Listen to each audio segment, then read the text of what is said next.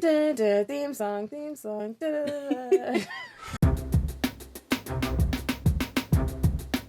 Welcome back to 1000 Eyes in One podcast. I'm Tanya. And I'm Nikki. We're back for House of the Dragon. Before we get started, if you want to find us on the socials, we are on Twitter, 1000Eyes1, Facebook and Instagram, 1000Eyes in One. And if you're interested in our speculative fiction book club, we are Wine on an Empty Stomach on Instagram. You can also find us on youtube.com, 1000Eyes in One podcast. Now that the important stuff is out of the way, let's get to the really important stuff. House of the Dragon, Season 1, Episode 1. What were your first thoughts? Oh, I really liked it. I'm excited about it. Obviously, if you will, maybe not obviously, we did a Fire and Blood primer to let people know what the content of the show would be. Well, we were speculating what the show would cover and just giving a little bit of history and background up to events that happened before it began. But one, we were spot on. Shout out to us. Shout out to us. And I I loved it. It was exciting. It started with the Great Council. You know, you got to see everybody gathered. I think it was fantastic. It was, and I love the hints of the music in the back that was giving still like Game of Thrones original themes. Yes, it was like motifs. So the beginning, it was nice to see Harrenhal looking really good too. Yes, Harrenhal looked great. I like that they started with the Great Council prologue. Mm-hmm. Yeah, because it was amazing, and it was shortened as I expected, because we talked about how it ended up being Rhaenyra versus Viserys, Rhaenys' son Rhaenyra, but in the show they made it just Viserys versus Rhaenys. Yes, which we get it. The abridged version for the show, it makes sense. You totally know, there were too many names to remember leading up to that, and the family tree, as we all know, was very complicated and extensive. So I think they made a smart decision. Yeah, they made so many circles. 100 Years of Solitude. But yeah, it's I think they did a really good job of kind of condensing all that information and establishing what, you know, the big problem is that was coming up. Yeah, and also I knew we weren't going to get Vagon and Sarah. We talked about that, but I'm still glad we mentioned it in our primer. So if you're interested in like wanting to know more about the Great Council, we have a primer video and podcast episode. We have a primer video and podcast episode up. Oh, you know, we should mention also that if you're not familiar and you never read any of the books and you're just coming on and like after watching the Game of Thrones series, this people have been asking me, what's the source material for this? The source material for this is Fire and Blood, which is a history of the Targaryens. Check that out. And it starts with the chapter Heirs of the Dragon, which is funny because wasn't that the episode title? The episode name, yeah. The episode title was Heirs of the Dragon. That's the chapter where we start with the Great Council. So if you want to skip ahead, we see. What did you think about what? I'm laughing because my first note and my reaction that I wrote both on this paper and in my phones, after you leave Harrenhal and they've declared who the heir is going to be, they say it's going to be Viserys. I was like, we in the clouds, bitch. We're just like, you know, that like we're in the clouds and you know that we're on Dragonback and it's happening right in the very beginning of the show. What did you think about the CGI? I thought it was beautiful. I think they did a good job. I thought they had some fails. There were some parts that looked kind of cartoony. But I liked it. Yeah. I mean, I was just happy to see dragons. I did think, just as far as effects, towards the end, when we get the close-up of Damon's dragon, I thought that looked like more practical effects than like CGI. Yeah. And I feel like that always holds up better. I think so too. Yeah. I think just like for what is, because there's so many dragons and we know that CGI is hard and expensive, but I liked what they did. I didn't feel like it was too fake. Well, what can you do with the dragon, right? There were only but two I did parts. really enjoy it. There were only two parts I found especially cartoony, but you know, it is what it is. It's also the first episode. What did you think about the fact that, you know, these dragons that we're seeing that they're riding have saddles? I'm looking at my notes and it says Daenerys should have had a saddle made. Why didn't she have a saddle? You know, I complained all through Game of Thrones that she didn't have a saddle, she didn't have armor, and it just made no sense to me, especially after dodging arrows. I'm like, you still don't have armor? Like nothing? Did you learn nothing from Visenya? You know, from your forebear? You're riding bareback on a dragon when your ancestors clearly had saddles. And like you can refer to the text, you can go back in the histories and figure out how a saddle was made. If Tyrion can figure out how to make a wheelchair for Bran, you can figure out how to make a saddle. And I can't imagine that felt good on her crotch. No. Like, are her labia made of leather that she can just bareback a dragon like that? The blood of a dragon runs thick. so does the labial skin, apparently. That took a turn. I was happy also to see the dragon pit intact. Yes, I had my note as King's Landing Jr. and the Dragon Pit. Seeing the majestic dome of the Dragon Pit and flying towards that. Another cool exciting. Like detail was that the dragon handlers, for the most part, had shaved heads, including the women. And I was like, that makes sense. You don't want your hair to catch fire when you're handling dragons. Yeah, that's true. I didn't even peep that. I really like noticed it when I was watching again. I just kind of realized one of them was a woman. And I was like, oh, her head is shaved. And then I was like, oh, everyone has either short hair or a shaved head. Yeah. I didn't peep. I thought they were wearing hats, but I guess that makes sense. No. We get to see Rhaenyra and Alicent as close friends. Walking across the floor that's got no map of Westeros. I was gonna say that they walked across the painted floor and it's not painted.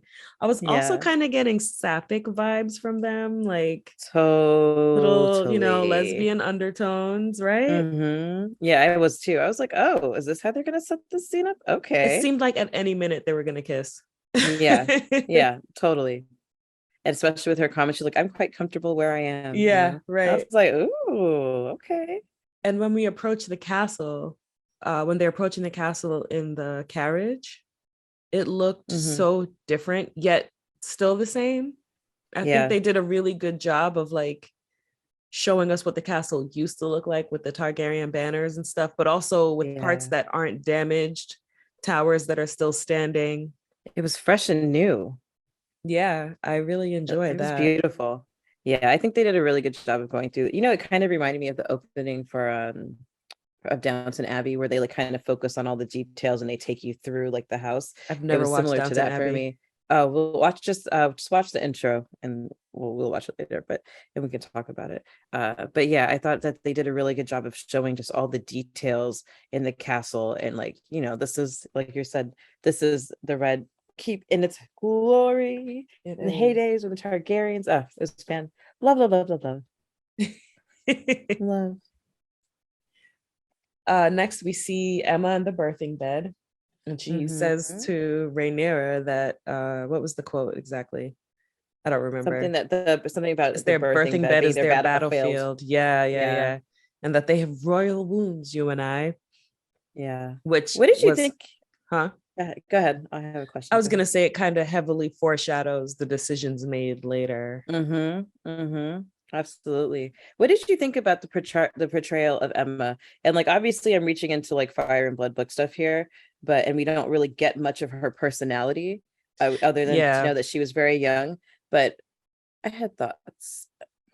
I like that they depicted her as not so much being meek with Viserys, how she's able to be pretty straightforward with him, including, you know, when she tells him that this is the last one, and which in retrospect, maybe she shouldn't have said that. Yikes. She also, you know,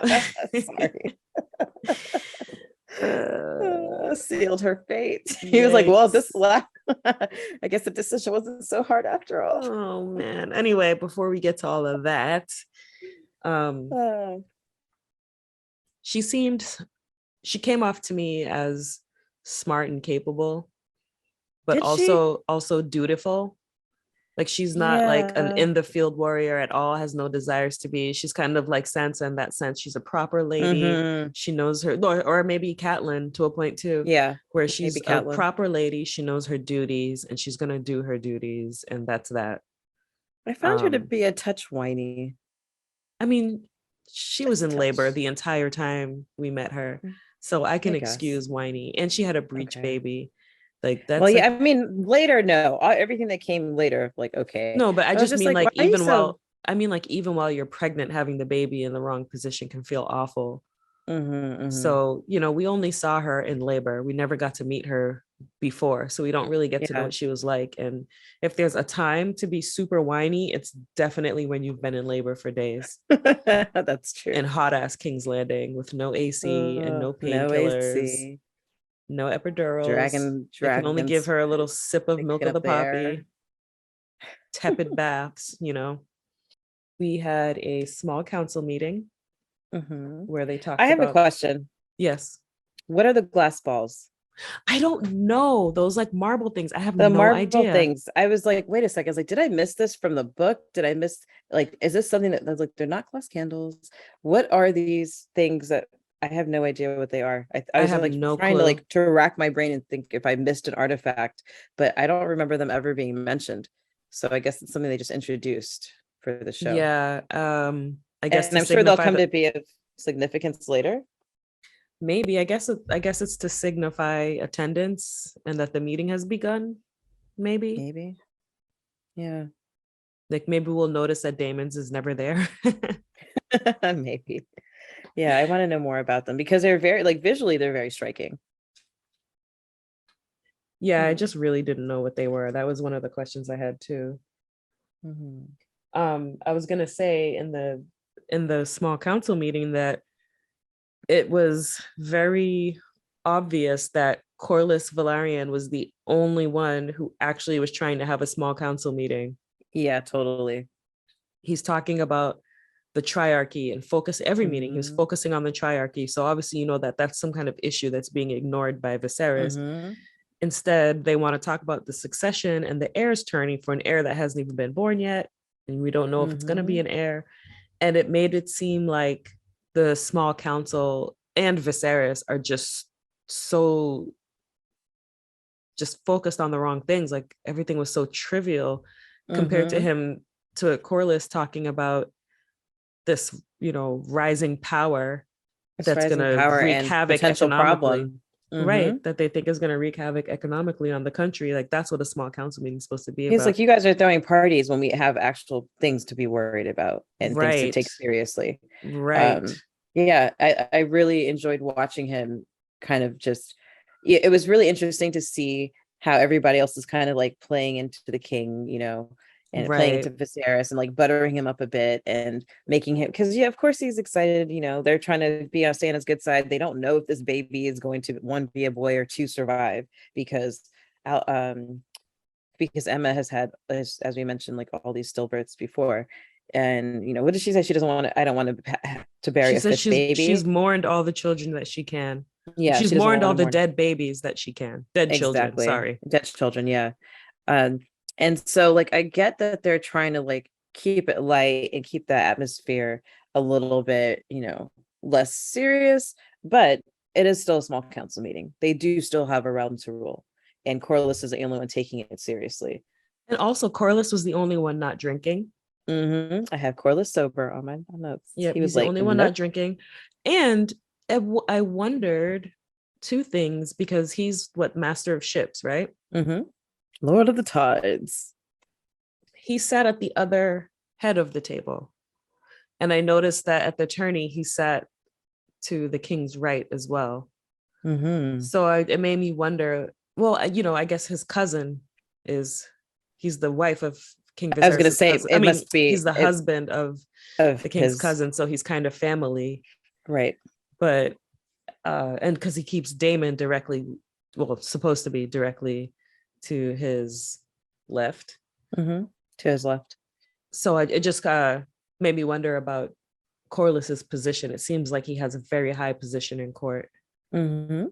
And which makes sense. I mean, it's like at this point in the books he's not there, but for to establish his authority his and importance. He's his the richest man importance in the the kingdom. show.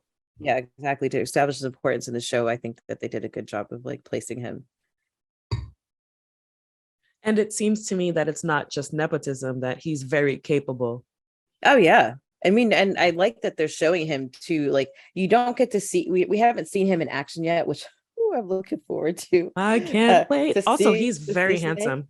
Snake. Yeah. See Snake in action.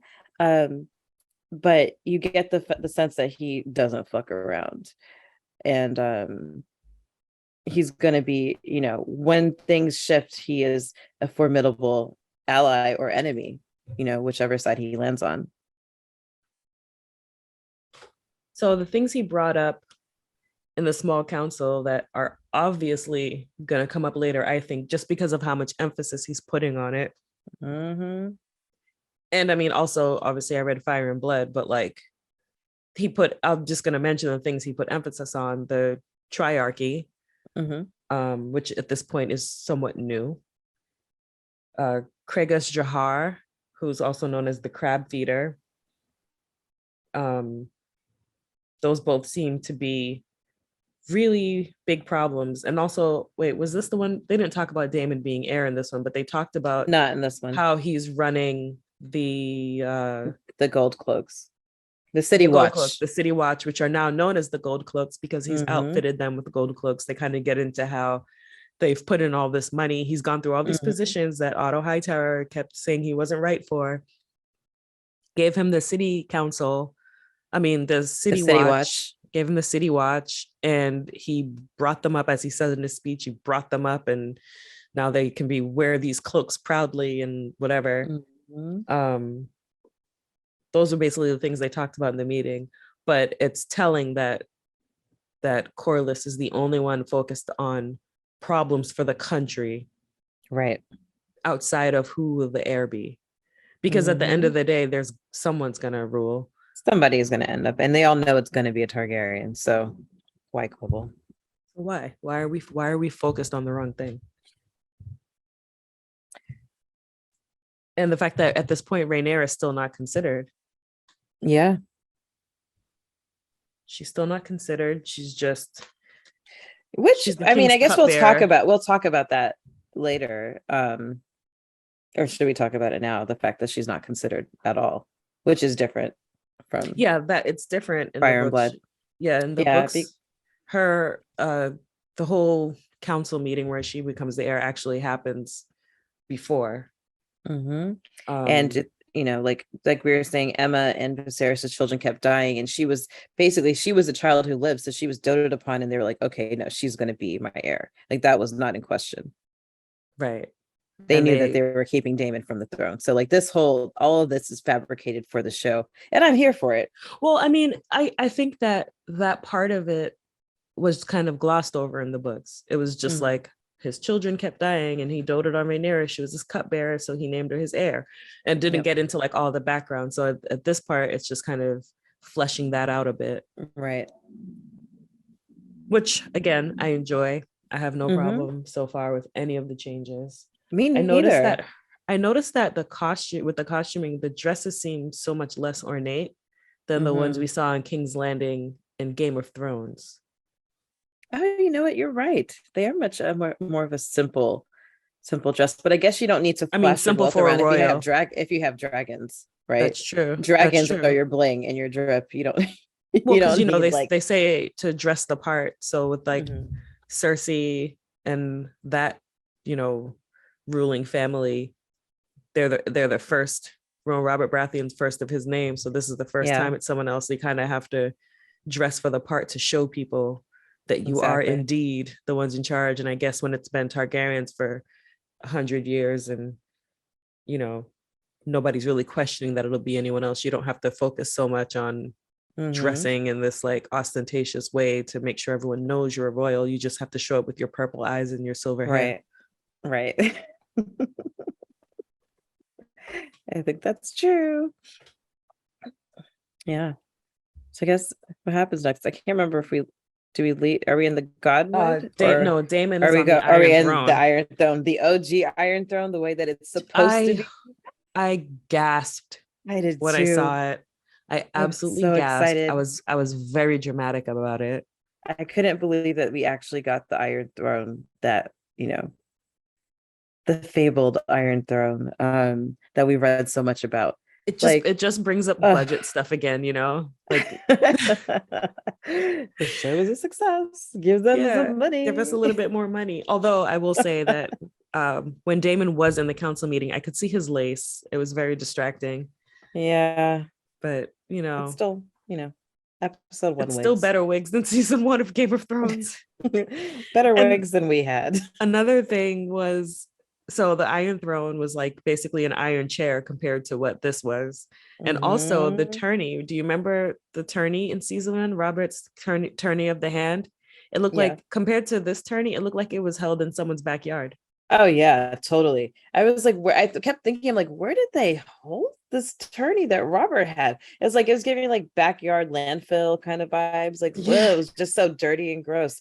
And here we have this grand place in King's Landing, and just like the shape of where the audience was sitting, and with the lists in the middle. Oh god, it was a stadium. It was a stadium. Amazing. Robert's tourney was like, you have a rich friend with a huge backyard, whereas this was like an actual stadium, which is what we expect to see. But again, budgets were different. Yeah. What did you think of Damon's audacity sitting on the Iron Throne? It was giving me Jaime Lannister a little. Yeah. And I feel a nice way to tie that in. But I think it did a really good job of establishing Damon's personality. Like, how better than to introduce him and what he's going to stand for, and like all the things that come after in this episode and later, like for his ambitions and stuff, than to just show it. He doesn't have to say anything. Him sitting on the Iron Throne says everything you need to know about him from the very beginning. And I know I complained that I couldn't see Matt Smith as Damon, but I think but I never denied that he was a good actor, though. I will say that.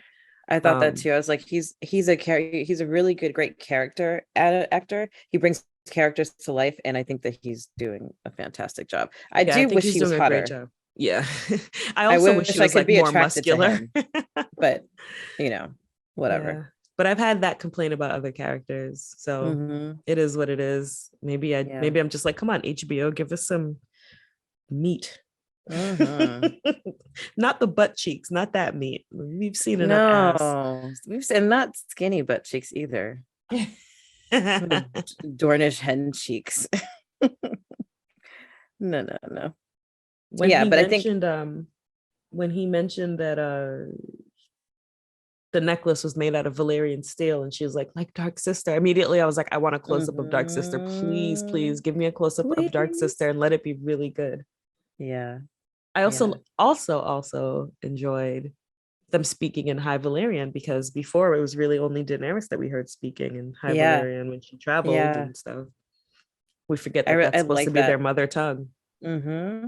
I really love that. It was a really good way of setting them apart, and just keeping their secrets secret.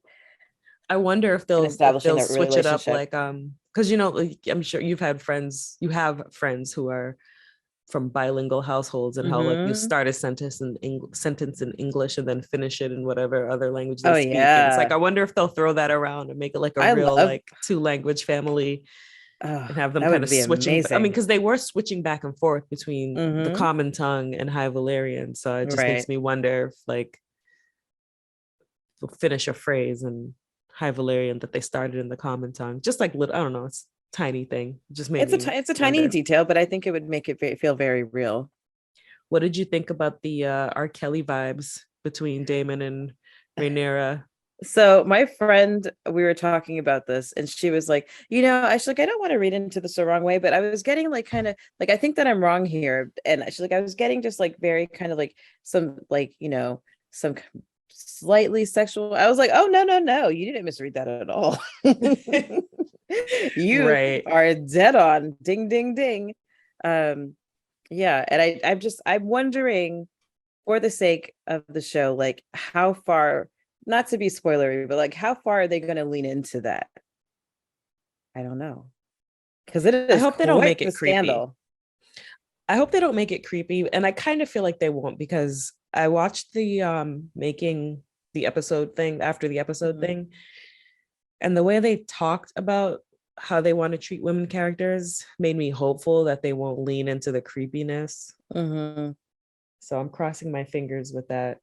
Yeah, I mean, because we have to, I mean, it's, I guess if you have to look at it from the perspective that they want you to, it's just that, okay, if Damon thinks that he is assumes that he's heir to the throne, it's natural that he assumes that Rhaenyra would eventually be his wife. Because that's how Targaryens do it. And there's no one else available, really. You know, so he's like low-key courting her, which is because Laena's too young. Yeah, Laena's too young. The only other women we know of are Emma, who's married, obviously, and Rhaenys. And Rhaenys. And we see their children, her children with Corlys, and they're babies. Yeah, so he's not going to marry one of them. And also, he's already married to Lady Rhea. So there's that. But, and you know what? He probably married Lady Rhea because there was no one old enough in the family to marry. Exactly. Because that kind of seems like the only time the Targaryens really married out is just there simply was no one available, because they married brother to sister, cousin to cousin, aunt to nephew, and uncle to niece. You know, they only really left out like parent and child. Right. Because that would be a bridge too far. And I guess that's where we draw the line. In the incest wheel, you know, that's the spoke that doesn't fit. Yeah. At this point, it's just like we have to accept that there is incest in the family. Like, right. We can't be squeamish about the incest part. Yeah. And honestly, they marry girls the moment they get their first period. So the age thing we have to kind of move on from too, because that's just what it is, and that's what it's gonna be. Because one of the things they didn't talk about, remember, we called her Emma the Young. Yep. Because she was so young that they had to wait a couple of years to even consummate the marriage when they got married. So, but that's Viserys and Emma. And which is why we speculated the Maesters rather speculated that could have been the reason she's had such difficulty with bearing children, is because of her age. She started so young. She was bedded too early. So gross. But anyway, it's one of those things that it's gross in our time and in our culture, but it is what it was then, and we have to kind of accept it for that universe and move on. Yep, exactly. It's not our universe. Remember that. Things are done differently. This is not the real. This is not the real relationships. When Alicent and Rhaenyra were in that Godswood, reading in front of the heart tree, the thing that stood out to me was Alicent asking her if she's not concerned about her position. I have that written down too. I was like, look at them sowing the seeds of politics, because she is very worried. If her dad all of a sudden is not high end of the king anymore, like they don't have a place at court. Like, right. Sure, what would she do? There's no reason for her to continue being Rhaenyra's handmaiden. I mean, sure, she'll go back to Old Town and be like a high lady back there, but they'd marry her off to some other high lord. Exactly. But I feel like in here, you, like I said, you're seeing like the little bit of the seeds, but you're beginning, like I'm getting hints of Otto Hightower's schemes in her reaction, and in the things that she's saying. Like I'm sure that in the safety of their own home, he's like, all right, we got to make sure that we keep this position. It's not going to be Damon, you got to, or you just like planting the seeds of her to like stay in court and become a high lady, because he's ambitious, like he's loyal or whatever, but he is very ambitious. And we know from just like Fire and Blood also that, he's got designs. Well, so Otto, his background is that he's served 3 kings. He was serving Jaehaerys before Viserys, so he's been the hand for some time, and he's, as some of the other lords think, he is now he overplayed his position playing his daughter to court. They feel like he's scheming, and towards the end of the episode we kind of do see some of that. But the other lords felt like he was reaching above his station and kind of scheming, and that's why he brought his daughter to court. They were saying that they envied his access to the king because he'd been basically a staple of the height of the Targaryen reign for so many years. Right. Ooh. One of the things that actually, before we talk about, I was going to mention dragon dreams, but before we talk about that, what did you think about Viserys and his infection from the cut on the throne? I have in parentheses, I don't know, looks like grayscale. Well, it made me think of Aegon the Unworthy. And he kept getting cut and scabbed. Exactly. That's something. And also the Mad King. The other one. The Mad King, right? And so it's basically this thought that the Iron Throne rejects you if you're not strong enough to rule. And people who keep cutting themselves upon the Iron Throne are not worthy to sit the seat. Or are weak kings. And yeah. Like, how did he get that cut in the back? And he said it was from the seat. But it's just like, ooh. Cushions. I guess that part was like, nobody ever thought to put some cushions on that bitch. That's what I'm saying. Like, come on, like it's already there. We know that you're the king. Like, make that shit cozy. But I guess since it's like, maybe it's like the whole like heavy is the head that wears the crown, like, so the seat isn't meant to be comfortable because it's not comfortable to be king. Exactly. It's not comfortable and it's not permanent. Yeah. Yeah. No, I thought that they did a really good job of playing it. And then Otto saying, don't let anybody know about this. Like, nobody can know that he's got this infection. And they're like, oh, cauterize it. And they're like, it's going to be painful. And he's like, Viserys like, okay, just do it. Yeah, he's not taking it seriously at all. And I feel like that is also like an obvious thing. Like, this is obviously going to be a problem because he's not taking it very seriously. And then we see him cut himself again later. Yeah. And then later on, he has a bandage on his finger when he's talking to Rhaenyra at some point later. He noticed he has the bandage on his finger, and it's like these wounds aren't healing. And it's really interesting to kind of like say that, like, the first time that we meet Viserys, he's in the small council meeting, but he's laughing, right? So like, this is kind of like, you're just kind of planting the seeds of him not taking things seriously. He's cracking a joke later. Yeah, he's cracking a joke. He's like cracking a joke and eating an orange. Like, what king is this? But yeah, it makes you wonder if he's how long he's going to be there. Like, you're setting the seeds of, like, it's really easy to get infections of the blood, right? And obviously we know that this whole show is about a war of succession, so obviously we know Viserys has to die at some point. Numbered. Yeah, we go into it knowing his days are numbered. I can't recall how he died in the book, but it doesn't really matter. Watching him keep getting these cuts that are not healing, it just reminded me. It was related to one of the cuts. I'm gonna look that up, but I think it was related. I can look it up right now. That. I have the book here. Oh, I'm looking at my iPad. Oh yeah, I could just Google it. Yeah, please. Oh no, he died during a nap. He just did not wake up. Oh, he's one of the lucky ones. Yeah, he went up for a nap and never came back down, like Judy Winslow. Because in the books he's like overweight and unhealthy. He's overweight and like unhealthy. Yeah, like they make a point of saying like how Damon is like so like warrior like and strong, and that Viserys is kind of weak and soft. Yeah, or like even when he was younger, that they were like, he was more of a warrior type figure, but then he let himself go, kind of like King Robert. It's like, right. He let himself go. He got fat. He got lazy. He didn't even like going anywhere. It got to the point that he wasn't even leaving his room, leaving his chambers. So that's his future. But they didn't make him a big guy on this show. Yeah, I like the figure he cuts as a king in this actor. Yeah, I'm enjoying it. That part, the casting and everything so far. What I was gonna say about dragon dreams, when Emma's in the bath. Oh, right.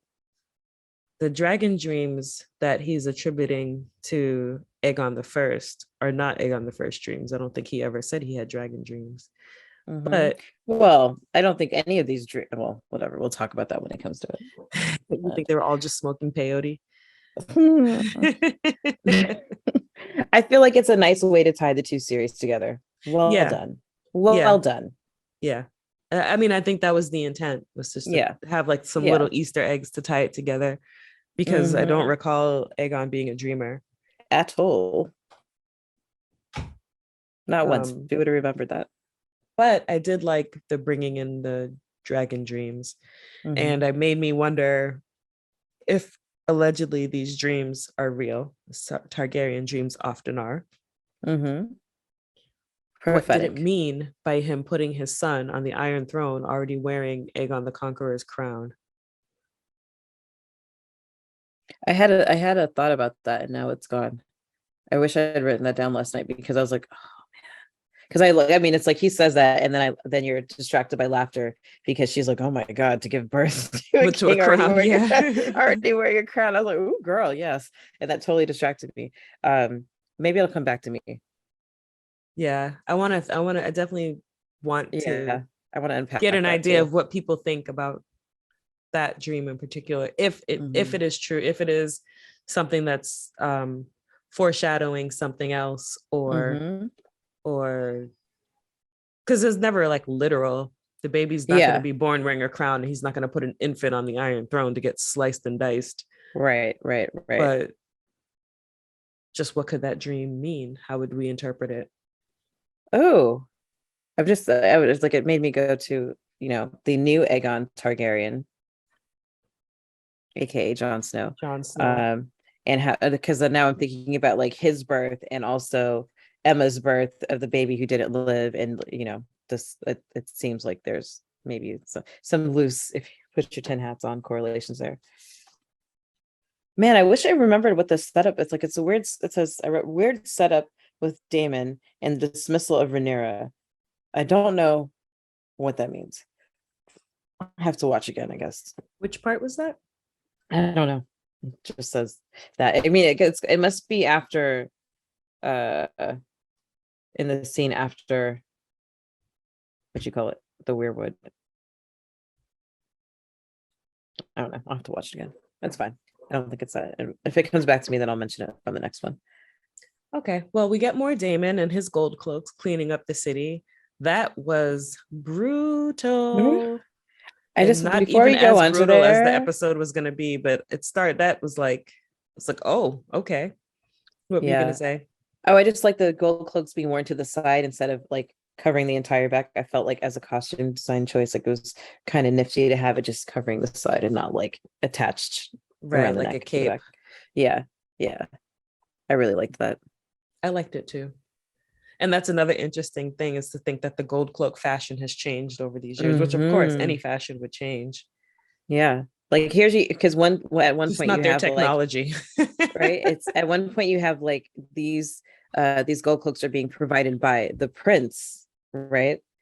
Prince Daemon Targaryen. So they're like very like silky and luxurious, and that to becoming like just like a standard issue uniform item later down the line. Right, because they're new. And there are not as many. There's 2,000. I think I think there's more than that later. Yeah, because King's Landing grows and the City Watch grows, which makes sense. But like, these were like the elite first edition gold cloaks, right? The collector's edition. Yeah, that scene was crazy. The small council obviously was pissed that they were mad, but like, but Corlys. I've been noticing Corlys having this alignment with Daemon. He supports Daemon because he was like, nicely. Because Daemon's like, well, do you want the lords coming here to be getting mugged and murdered and raped? And Corlys is like, points were made. The people, the criminals the criminal element should fare the gold cloaks. And I was like, Corlys once again being very pragmatic. Yeah, and because I think some of it is the small council simply not liking Damon. I think that they will be offended and against everything he does. Offended by, I think so too. And against everything he does. It's just that he's so brash and he's so impulsive, and so I understand like not wanting him or being fearful of what kind of king a personality like that would make. But on the other hand, I hate to even say this, but there must be a little bit of law and order at King's Landing, especially ahead of a tournament, because we know things can get wild and crazy. And who knows better how crazy things can get than the prince who's literally in the streets all the time. I'm looking at the small council under Viserys 1, and his master of ships was actually Tywin Lannister. Yeah, because Corlys had gone back to Driftmark and was like, no, guys, you're denying my wife and unborn baby who turned out to be Laena. Yeah, but I guess, you know, Corlys is going to be way more important later than Tywin Lannister is going to be. So it makes sense to put him on the council and kind of have him in the forefront. And because we're getting to know him, we know that he's a serious and pragmatic man, and that he takes his job very seriously, and also that he supports Damon in things where he believes Damon is right. Although exactly, I was thinking that Damon, the City Watch going through, and Damon, the way he was kind of enjoying it was kind of giving like Blue Lives Matter. Yeah, just a little bit. That's why I was like hesitant to say Law and Order, because that face is turned. Yeah, it was definitely like crime bill. Yeah. But I did have a nice little giggle when Viserys was like, listen, can we chill with this? Is this going to be necessary all the time? And Damon's like, time will tell. I know. I was like, he was enjoying it too much, and that's his problem, because like he's not wrong that King's Landing can't just be this lawless place where people just do whatever they want. And assuming that the criminal element he was going after were all actually criminals who were guilty of their crime, right, then you do want them to be gone. But the idea that he's just out there handing out summary judgment and like no one's having trials or anything, it's a little bit crazy. So like Corlys is right in the sense that the criminal element should fear the gold cloaks. However, that you shouldn't just have people someone should feel that there is that their justice will be served for crimes, right? Yeah, people can say that they can have some faith in the system. But when you have a guy just pointing at someone, just saying thief, and immediately his hand is cut off, like that's a lot. Raper, bro. We did not need to see that man's balls get thrown on the. We didn't need to. I could have used my imagination about what part was cut off. I could have used my imagination. I didn't need to see his. Maybe they just had to make it clear that it was the berries and not the twig. Not the twig. It was the beans, not the Frank.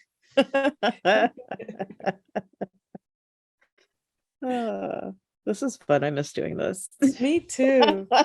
We're glad to be back, guys. Also, Damon is low-key psychotic, finally showing up to a council meeting and you have blood on your face. Blood on his face. He didn't even wash. He came straight from the streets to the council meeting. You know he stank. You know it smelled crazy in there. Yes.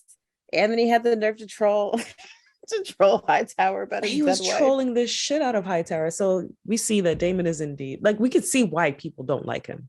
Yeah. We can see why people don't like him. He's kind of a dick.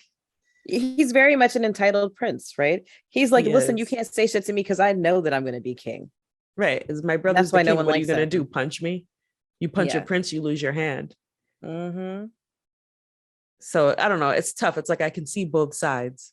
Yeah. You know, Damon's like, look, I'm doing my job. I'm doing it well. You just don't like me. But then it's like, yeah, well, I don't like you for a really, really good reason. Yeah. Yeah. And I think that they're doing a really good job of setting up Damon as a character that like it's very easy to hate him, but it's also very easy to understand where he's coming from and like him. Like, he's still a little bit likable. He's not 100% unredeemable, because like you can see that even in the back and forth between him and Viserys, that there's, the brothers still love each other. And he's like, listen, I know that you're just trying to do your job because they keep shuffling you the fuck around and giving you different positions. Here we found something that you might actually be really good at, and they're already giving you shit. But like, maybe dial it down a bit, And he's like, okay, bro, maybe you're right. I don't know if I won't stop cutting people's hands off and shit, but I'll take it into consideration. I'll say that I can't see him as likable right now. Like, I absolutely understand why everyone hates him. He's kind of a dick. He's mean. Like, he seems like on the edge of psychopathy. You know, like he's a little mad Eris. Like them saying he'd be the next Maegor, I wouldn't agree with, because it doesn't seem like he's out just like raping and murdering and like doing all that. But I mean, he calls his wife a bronze bitch. You know, he hasn't been home in who knows how long. And he made, like, I like that they kept stuff straight out of Fire and Blood, like him calling her the bronze bitch and saying that, you know, in the Vale, men fuck sheep because they're prettier than the women. And like those are really fucked up things to say about your wife and your in-laws, you know. So like I will say that, well, look at that, us finally disagreeing on something. I don't think he comes off as likable. I like him. I like him. I like him for him, but we all, you know, I'm the closet psychopath. I am the closet psychopath of the two of us. But no, but another thing, like, because I feel sorry for him a little bit, but like, yeah, he is a dick. He is a dick. And I was gonna say the other thing that I noticed is during that council meeting, he was was that the one where he was already seated? Everyone's seated and they stood for the king. Whichever meeting that was, everyone stands for the king except Viserys. I mean, except Damon. And it's like, okay, yes, you're his brother. Yes, you're a prince, but like, come on. You should still like that's to me is kind of a dick move, and that's why I can see why people don't like him, because no one's going to say anything to him about it. Yeah, no one can say anything about it. The only one who could say anything about it is his brother, Viserys, who's not going to say anything. His brother's he's not going to say anything because he's like, well, you know, until he does say something, right? And maybe that's the point. Maybe that's what the point that they're trying to emphasize, if like visually saying, okay, he never stands up until the very last moment where he's like, Viserys, like, no, we are done with that shit. You will respect me. And it also shows like him not showing up to meetings, him not standing, him doing things that he's, you know, probably not supposed to do. It's kind of showing that he's picking at Viserys little by little. And then, you know, we also see when he goes to the pillow house with who I'm assuming is Massaria, the white worm, he is worried about being replaced. He really, really wants to be the heir. So the Viserys having this idea that he's not ambitious and has no interest in the Iron Throne, it's simply not true. He absolutely wants the Iron Throne. He's hoping his brother doesn't have sons because he doesn't want to, because if he's not the heir, then what is he? Exactly. He's just a second son. Like he calls Otto Hightower later. Exactly. A second son who's unable to be anything unless he makes it or takes it for himself. Exactly. That's who he'll be if he's not the heir. And so he's, of course, worried about his position, but like that's also a little bit fucked up. You're just like constantly thinking about if your brother would just die on time so you could be king for a while. Yeah. I mean, he's just like, he's older, he will die, but it's just like he doesn't wish his brother dead, but he just assumes like whenever that happens, like I'm going to be here no matter what, whether he dies today, tomorrow, I'm still going to be there because I'm next in line. Let's talk about that jousting. First of all, shout out to the camera work and the drones and all the things. Yes, I really liked having that POV from the, what do you call the jousting lance? Yes. The view from the lance. Just like watching the approach and from both sides, racing towards each other.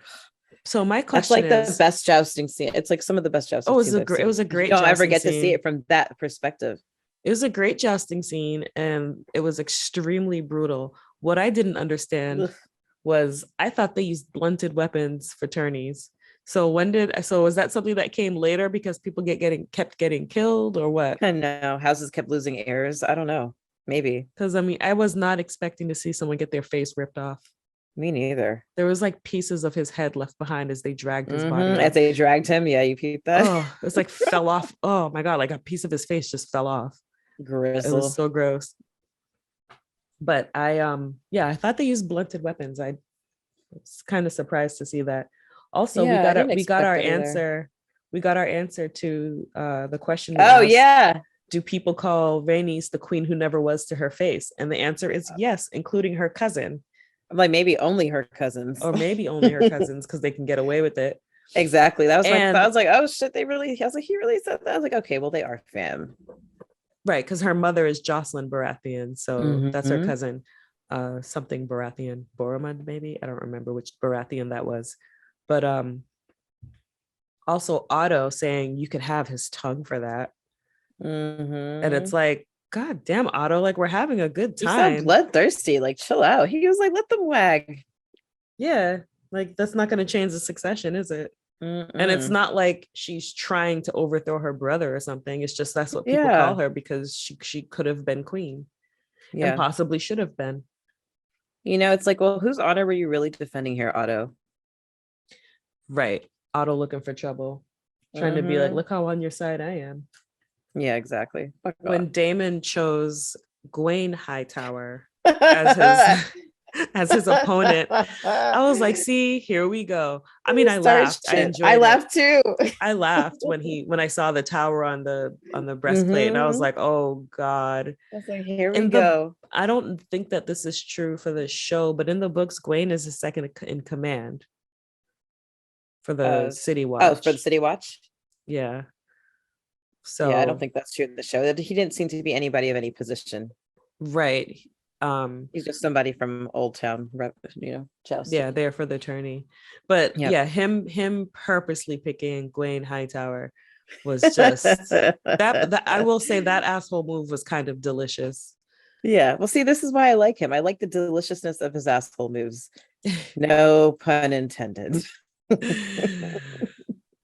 Quota. We have reached our ass eating quota of the night. And then, so he's already pissed that Damon has jousted and won against his son, pretty much knocked his ass out. But then on top of it, Alicent goes and gives Damon her favor. And he just that look he gave her absolutely would have stopped me in my tracks if I got that look from my father. But what's she supposed to do? He's the prince. That's right. He put her in, and if that's the thing, he could have absolutely asked Rhaenyra. He asked Alicent on purpose. I expected him to ask Rhaenyra too, but he asked Alicent on purpose to just stick another needle into Otto. I loved it. Can we talk about Damon's helm? I loved his helm with the dragon face, his helmet, the dragon scale armor, and just like all of that. Ugh. Yeah, I want to hear what Costume Co is saying about the costumes. I have to watch the episode that they dropped. Heidi, if you are listening, shout out to Costume Co. I am actually gonna do a live stream with her in October about the show. Hold on, I'll tell you. That's right. The date. I had to pick a chapter. Shiza. Oh, that's for Girls Gone Canon. Listen to them too, if you don't already. October 4th. Mm-hmm. Whatever episode that is, I'll be doing a live stream with Heidi that night at 7 at Costume Co on YouTube. Cool. So I'm sure she has tons to say about costuming. So that's always fun. Actually, I need to go check out her other episodes. There's only one. I need to check out what she did for this week because I definitely want to see her thoughts on that. Yeah, that's what I think. I think it just dropped. I got a notification on my YouTube that I was like, "Ooh, Costume Co. Joe, the costumes from House of the Dragon." Can't wait to listen. I also have Cheater. That was the other thing. He tripped the fucking horse. He tripped the horse. Like you can't do that in jousting, and nobody's gonna stop him because he's the prince, and that's why he's not likable. Although I find his assholishness. Oh fuck! Now I was about to say delicious, but I don't want to say that. Quota. Damn it! We've gone over the ass-eating quota for the night. +1. Damn it. Anyway, I enjoy him being a jerk, but I still don't see him as likable. And tripping the horse was such a bitch move. Such a dirty absolutely move. A dirty trick. Way worse than Loras having a horse in heat. Yeah, way worse than that because like he actively tripped the horse. Yeah, and everybody saw. It's not like everybody could deny it. Everybody saw it, but no one's Loras would be like, anything. "Oh, I don't know the horse is in heat." Like, come on, Loras, exactly. But nobody's gonna say anything though because he's Damon Targaryen. He's a prince. Can't say anything. The old gods in the news saw him trip that fucking horse. Yeah. Yeah. So then we kind of get Alicent's labor juxtaposed with the tourney. I just want to mention real quick how Corlys Velaryon is he's just over it all. Did you see like, him and his wife kind of gave each other a look when she sat like, back down? God, yeah. They're like, oh Lord, here we go. But I love it too, because it just makes me think of like how when you're with somebody and you both know what you're thinking and you just kind of give each other that look and you just understand what it means. I love that. I love that they threw that in there. They do, because it's showing they have a good marriage. They have a good marriage. Exactly. They have a good marriage. They're well. They know each other. Yep. Yes. Yep. I mean, how could the richest man in the kingdom not be a good match, right? True story. Yeah, so I was saying that later we start to see Alicent in labor, and that the violence of her labor is kind of juxtaposed with the violence of the tourney, and it's just going back and forth. And it's like, it goes back to what she said, like the bed is our battlefield, the birthing bed rather is our battlefield. And so we're watching them play at war, so it's like this fake battlefield where they're really hurting each other, and we're watching her give birth, and it's like all violent and painful and crazy because the baby's in breach.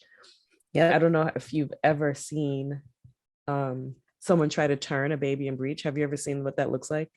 I think maybe the hands is the belly and they go. Yeah, they kind of like reach down and kind of grab you by the womb and like twist the baby around over and over until you get it into the right position. Sounds awful. Fortunately did not have to have that done, but I've seen it done and it looks like hell.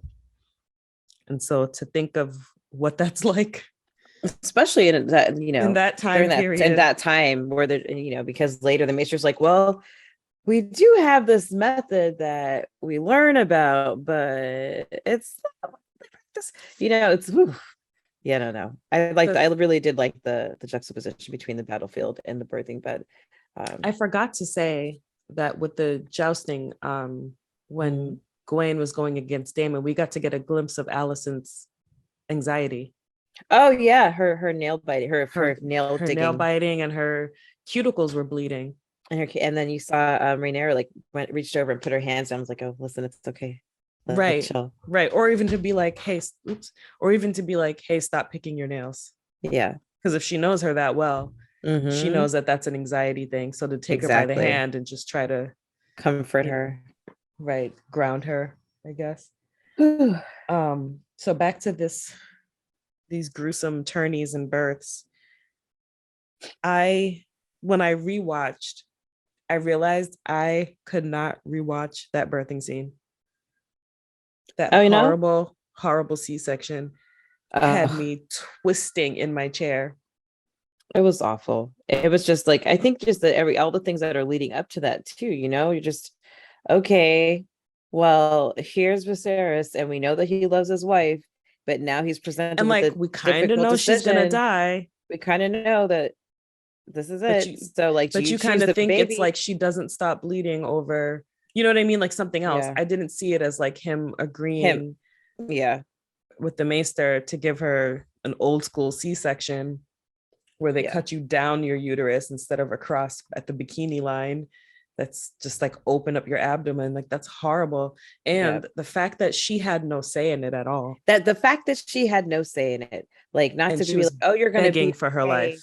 And she was like, no. I was like, wait, really? I feel like I didn't like that. I feel like it would not have gone the way between them. I feel like they would have, come to just because like seeing the discussion that they had between them like earlier on, and like the way that they talk to each other, even if you are desperate for a male heir, I feel like given the closeness of the relationship that there would have been a little bit more than, okay, just, hey baby, you're gonna be okay, the baby's coming now, we're not telling you that means that you're gonna die. I don't know, if that felt a little off to me. So once again, we get to disagree. Yay. Because I felt like that's exactly what would have been done. Well, I think it was what would have been done, but I just, I felt like he would have been like, Viserys. Hey, we're going to choose a baby. Yeah. Well, one, he's given an impossible choice, lose them both or try to save one. Yeah. That's an impossible choice. And that's where we were talking about earlier, is like when she said, there will be no more for me. this is the last one. And he's like, well, he doesn't want to chance it okay. and lose that baby because that's his last chance. Yeah.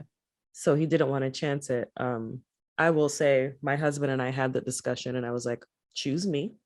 I don't know this baby yet. We have not met. That's real though. I can have another one. You can have another one. You can adopt one. You can foster. You can, like, there's so many other ways to have children. Especially and also, when you already have you already have a child and you're already a mother. But in this case, the Maesters seemed pretty sure that the birth was going to kill her. And we honestly don't know that though. But he didn't want a chance. He didn't want a chance losing that baby and her.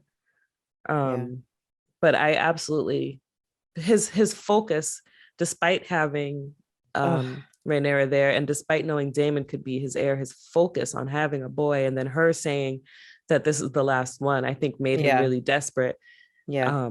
Which is why I said maybe she shouldn't have said that, because maybe he would have tried to get her to live so they can try again. Yeah, maybe it's possible that, his choices, they had to set it up like that. It is for him to be able to choice. make that choice, both or save one. And then only to end up losing both anyway. I mean, I feel like I would have chosen to still let her try. Yeah. I'm looking at. I just remember looking at the way that they had, the way that belly was shaped and everything. I was like, ooh, I don't know how are they gonna get that baby to come out properly, because it looked too high up. Yeah, it looked breech. From the outside. For example, when my sister had her second child, her belly was still very high up, and they were like, you're not going to be able to give birth. Like, her belly was high up and her cervix was still too hard, and so she had to have a scheduled C-section. But back then they couldn't do that. So you would just labor for days and days and days until one of you died, basically. So it's like, it was an awful choice, but it was an impossible choice. And it's just like one of these at that point, it's just, what are you doing? Is this, you're making the choice for one, this is, you go in, if you are in a battle, like say if the birthing bed is your battlefield, you go in knowing that you might not make it out, but also you have to make the choice that's for the good of the realm, you hope. But at the same time, you don't expect your soldiers to put a knife in you. Without, you know what I mean? Like, when they kill another soldier as an act of mercy, they know that it's happening. That's what I'm saying. I wish she would have been like, listen, we're gonna, babe, sorry, I'm choosing the wee bairn. Right. And so not only did she have no say, but the moment they decided, or the moment the king said it was okay to try to save the baby with that horrible C-section, their handling of her got rough. I know. I was like, the pillows away, dragged her by her legs. Just like, come on.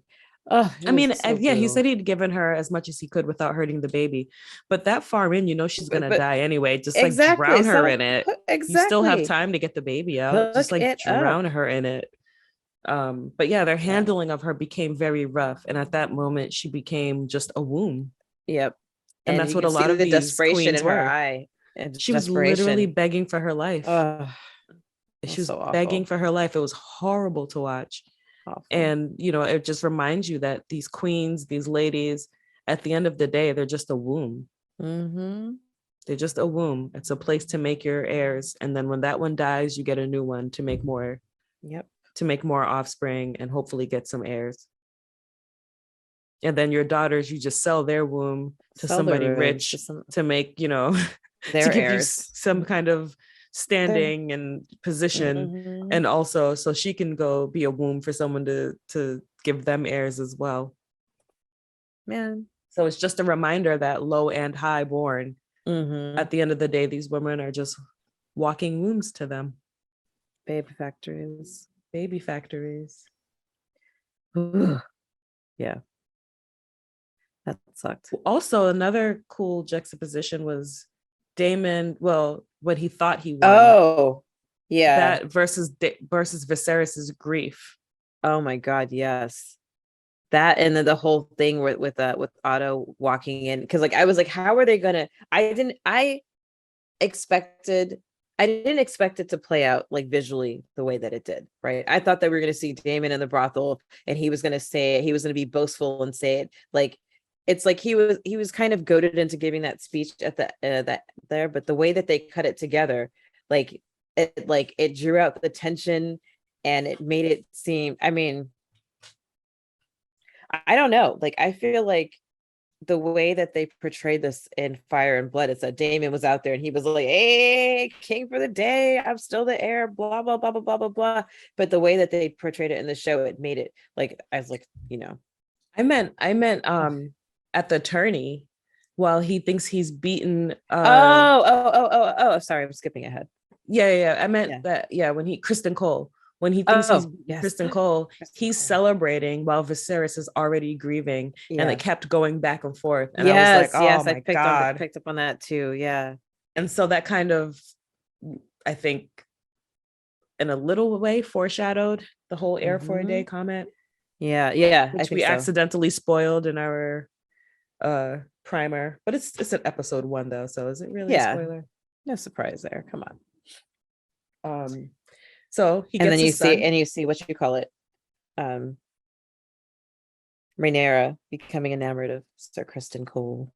Oh yeah. I was gonna say Viserys gets his son, and then you hear that baby choking, and the way the maester is looking at it, and I feel like you could miss that if you're not paying attention. If you're not paying attention, you hear it's like it's just like a little soft gurgle. Yeah, I know, because I think the next time I was watching it was with my husband, and he was looking at his phone in that second, and I was like, nope, rewind, because you need to see this.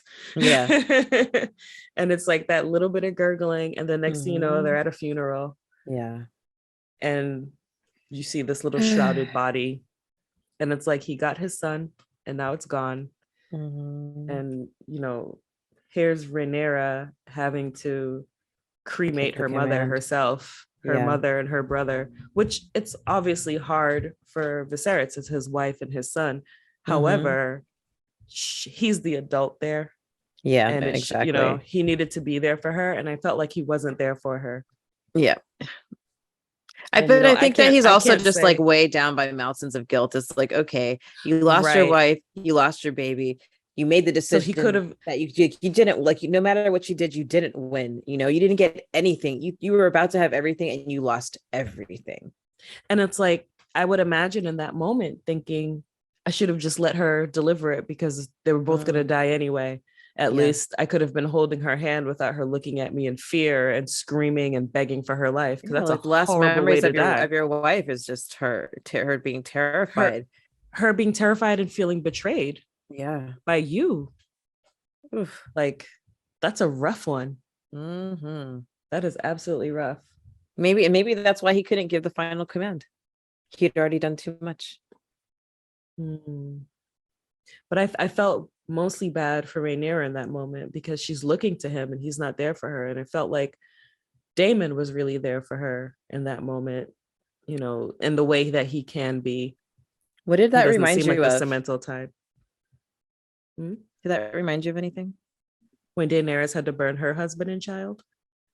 Actually, no, but good callback. I didn't even think about that. No, what were you thinking? It reminded me a little bit of Jon and of Ned talking to Bran about like why it had to be done, and like, stealing them up. Jon telling Bran not to look away when he was going to behead for the Night's Watch, and then Ned and Eddard telling him later like the reason that he had to do it, like, explaining he had to be the one, like, you have to, like, basically saying that you have to do your duty, and this is why. But also Daenerys burning Drogo and their baby. I feel like there are going to be a lot of Daenerys Rhaenyra parallels. Kind of feels like they're setting that up, because even in the opening, when they're doing the prologue, it cuts away to just saying 172 years before Daenerys Targaryen was born. Yep.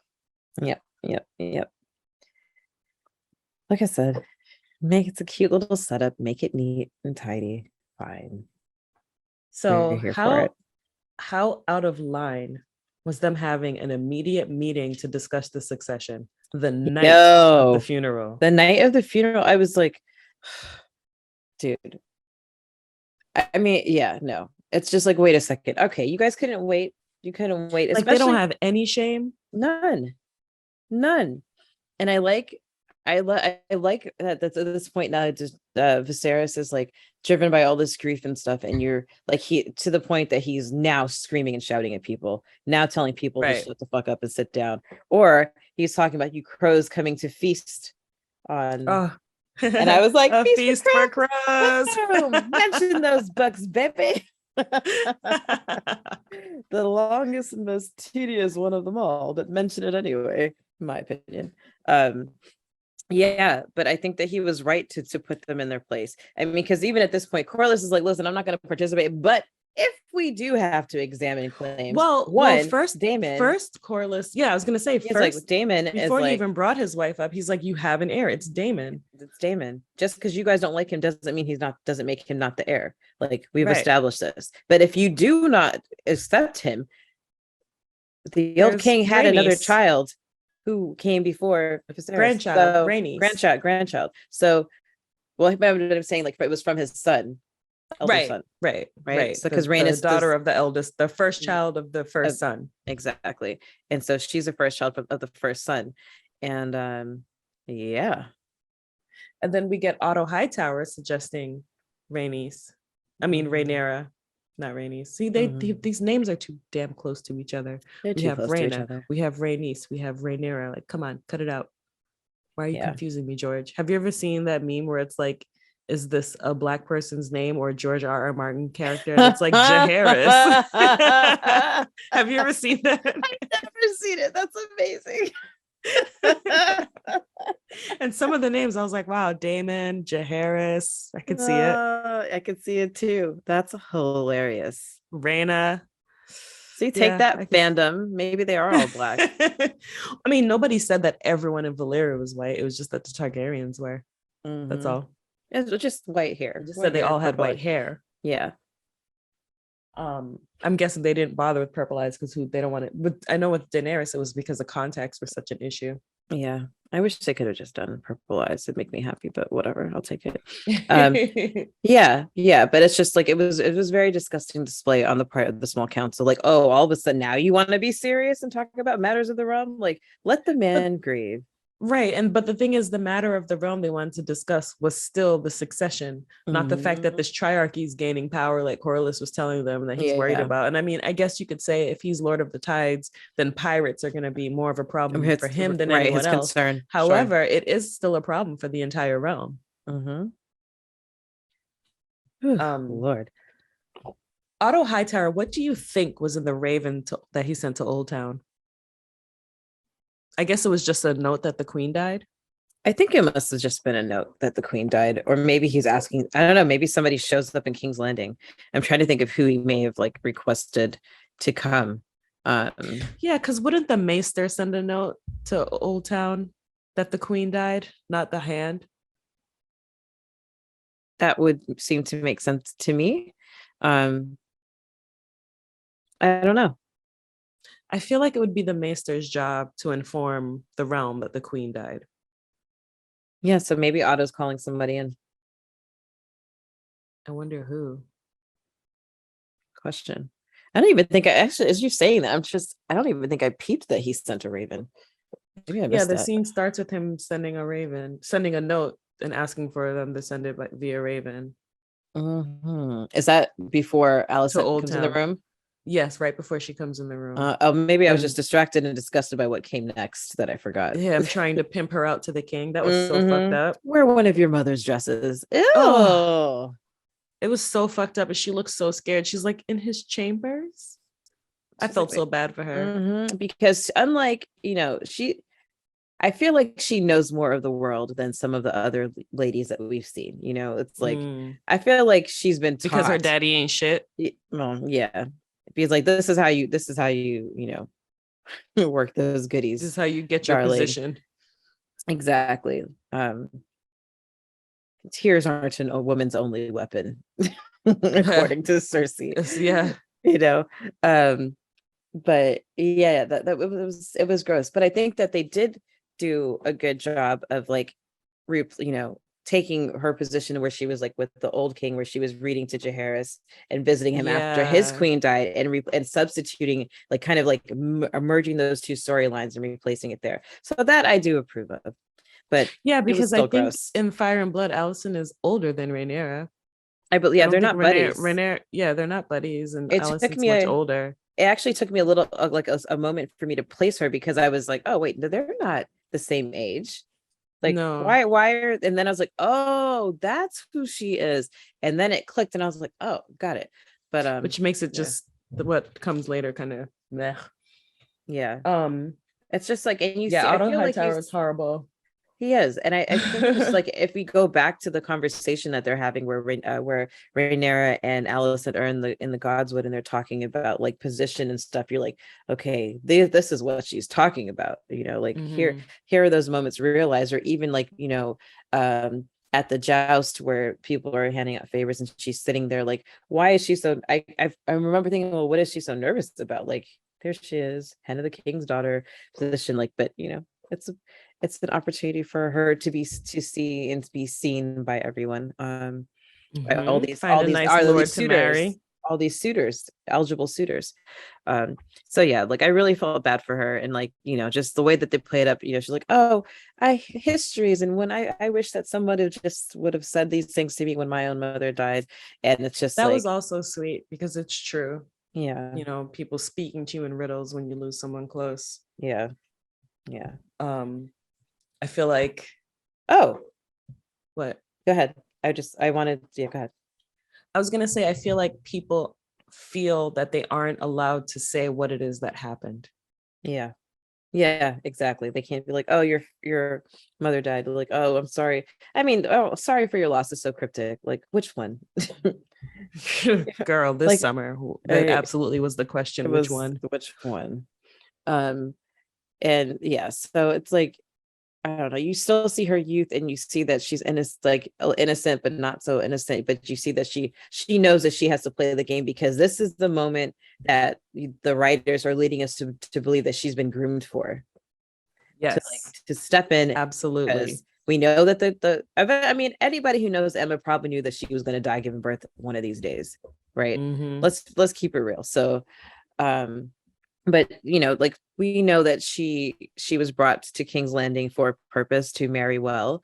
And the fact that Otto has been, hand to 3 kings, and it's the perfect, he probably could not have dreamed that it would have gone this well for her to have this opportunity. And now here it is. So they have to seize the moment right away, because the truth is, the king, like, if Viserys had a son, they wouldn't be thinking of like remarrying him, blah blah blah, but he would have eventually had to remarry. And now that he doesn't have a son, remarrying him is like of the utmost importance. Mm-hmm. But what I wanted to say real quick is that did you see what Viserys was working on? Yes, that's what I was just about to say. Okay. How cool was that King's Landing model? Yeah. He's so talented. I know. I was like, that was really cool. His hobbies. But then my next question was, in that scene, did he have sex with her? I don't know. I don't know either. But it's like, I feel like it's obvious that that's what she was sent for. Yeah, well, we know that's what she was. Dressed like a grown-up. Just like a full-grown woman, a woman grown. Alone in the king's alone in a man's chamber. King or not, alone in a man's chamber without any Kingsguard even. Mm-hmm. I wonder if he went for it. I don't know. But maybe he did. And we can talk about why that's a possibility when we get to the end. So yeah, we're probably going to get into some spoiler stuff in the end. And before we do, we'll announce it. I don't know, yelling spoilers coming, or a bell or something. I don't know. I can tap my spoon on my teacup if you'd like. Dragon will roar. Man, that was weird. Yeah. It was after that we get the heir for a day thing. Yep. And Damon bought out the pleasure house for his guys. Mm-hmm. That scene was like, once again, I was like, did they all have to be in the same room? I know it smells crazy in there. Yeah, it does. Like, come on, private rooms for everyone. Like come on, Damon, put up the coin. You have it. What is this? This is a Dothraki wedding. What are we doing? But yeah, that's where we get the heir for a day. So the scene after the scene with Viserys and Alicent is when we get Daemon's heir for a day remark in the pleasure house, and the way that it's just like being cut between it being the fact that this was being said, being delivered to the king, while we're also in the brothel hearing, like seeing it as it played out in real time. And we don't get to hear him say it either. No, we don't. Yeah. And in the books they say, they're like, well, who sold him out? Whether they don't know if it was the whore on his lap or if it was one of the men in the city watch, paid by, maybe Mr. Paid by Otto, probably. Yeah. One of Otto's spies, one of Otto's little birds in the city watch, ratting out, prince of the city. But we also had Viserys and Rhaenyra's conversation where he makes her the heir, and we get more dragon dreams, including talking about the war for the living that's going to come nearly 200 Before we go later. to that real quick, can we just talk about the exchange between Damon and Viserys as he's confronting him and asking him, did you say, because like that's the point where he walks in the room, he's like, oh no, he's sitting there with the sword. He's sitting there with the sword. Whew. Man, and he's like, no, you will address me as your grace. As your grace, yes. And then he tries to step forward, and the Night's Watch, not the Night's Watch, Kingsguard. The Kingsguard are like, no, you stand right back here. And it's just like that. I thought that scene and exchange between the two brothers was just acted out so well, because there was like a reluctance, and then there was like this anger, and there was deep sadness in both. And I just, I thought Viserys had like tears in his eyes and everything. Oh my God. And I felt like Damon looked like regretful, and it was just, oh man, I really, really, really, really loved that scene between the two of them. I thought it was just brilliant acting. And then Viserys cuts himself again. And then we get his conversation. With Rhaenyra, where he talks about these dragon dreams, the secret that's passed down. And which I like, that part was, I thought was kind of weird. I was like, okay, I get we're trying the series together. Like, why? Like, since when? Since when is these dreams a secret? We know that they're famous for their dreams. Like, I get that we're trying to tie the two series together. Fine, okay. This is not the reason that they're. He came because of the doom. Valyria was destroyed. They escaped. But they'd been there for a couple generations before Aegon went to conquer. It was he just wanted to do it, I guess. He was bored. He was like, all right, well, we do have these dragons. We might as well do something. We've scoped it all out. Yeah, I actually didn't. That's one part I didn't like. I didn't like it either. That seemed kind of heavy-handed. Like, yeah, it was a bit much. It was a like, I'll allow. Like I said, I'll allow it just to tie the two series together, but we know it's bullshit. I was like, did I miss something? Is this like in the preview chapters for Winds of Winter or something? Yeah, like, what the hell's going on? Two things I did like were the Promise Me, because it reminded me of Promise Me, Ned. Yes. And that he was holding the dagger that was sent to kill Bran. Oh, that was a good tie-in. I loved that. I thought that was brilliant. I literally squealed when I saw the dagger, and I was like, oh, and that's what made me say, okay, let me. It's the thing that made me accept the promise, besides knowing that like that it was tying the series together. Because what are you doing? You're handing the same dagger that ends up killing the Night King to Rhaenyra, and I'm like, oh, okay, well, I get that. But yeah, just seeing, I didn't think we would ever see that dagger again. And so seeing how they're just like making it a part of the story from the very beginning. I thought that, okay, yes, a little heavy-handed, but it is a nice tie-in, and I do appreciate it. No, I thought the dagger was a really good and like natural feeling tie-in. But I thought the talk about the long winter, and as it just being like this Targaryen secret that's been passed like, down. Why would it be a secret? Why wouldn't, like, and if that's the case, like, why wouldn't all the kings be staffing the Night's Watch? The Night's Watch. And if it's passed down from king to heir, wouldn't Damon have known this? Yeah. After all these years that because he's been the heir for some time. Rhaenyra's got to be I don't think he would have done a tour. He wouldn't have done a tour on the wall, and like I just like those things just don't make sense to me. Like if this is like it would have, there's no way, like unless it was the secret that drove Mad King Aerys mad or whatever, and like suddenly like they would have never let the Night's Watch get to fall into like so become so understaffed and to fall into such disrepair if this was the actual secret, unless it was lost because one of these Targaryens who knew it died. Maybe. Okay, fine, but I feel like it's a stretch. We end the episode with the lords swearing their fealty. But before we go there, before we go there, let's talk about Alicent dressing Rhaenyra. Oh, and that moment where they say the words without in good faith and without deceit, and you see her face. Close up of Alicent, and then another time that they say it, you see Damon. Yes. So the thing is that like my note when I have that, when that scene came, it was like, it says backstabbing social pawn Alicent.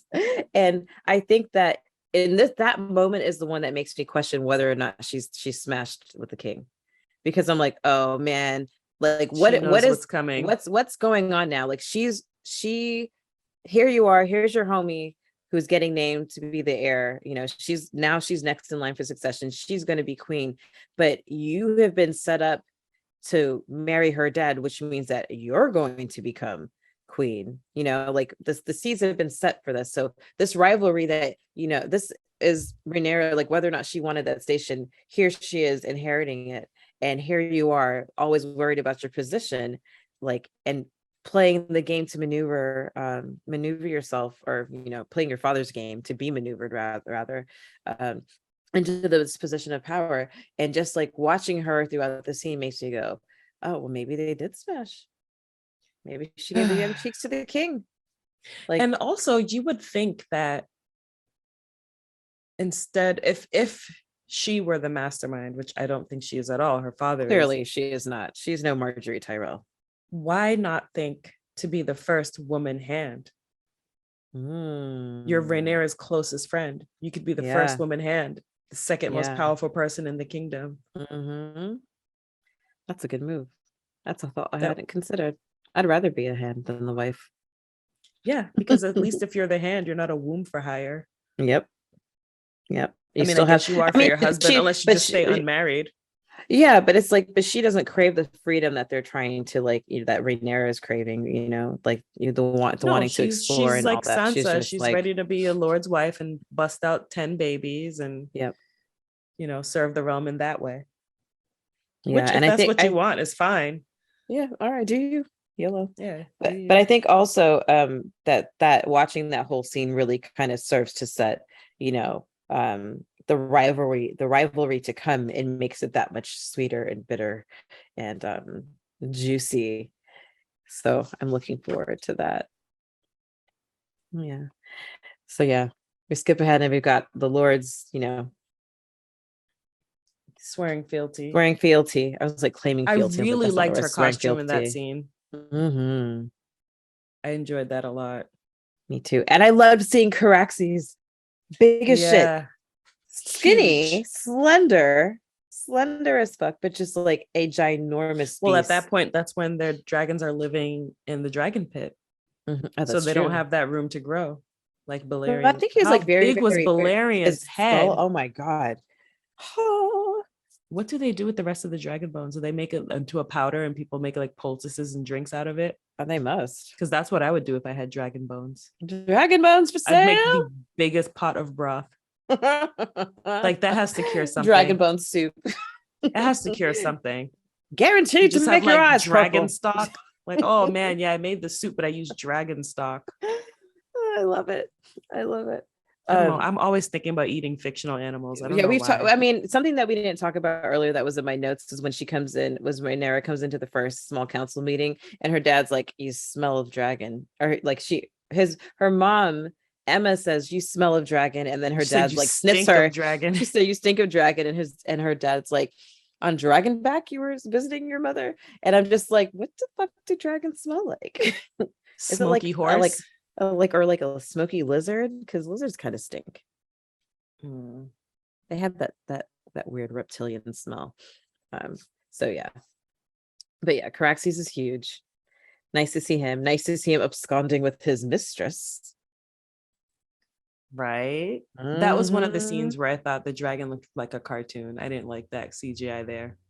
The part, which part where he's like, where he takes off. Oh yeah. No, not the close up I thought was good because that looked like practical effects.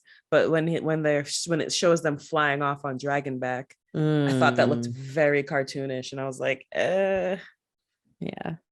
But I guess they had already used up all the first episode budget by then. I guess so. Man. Whew.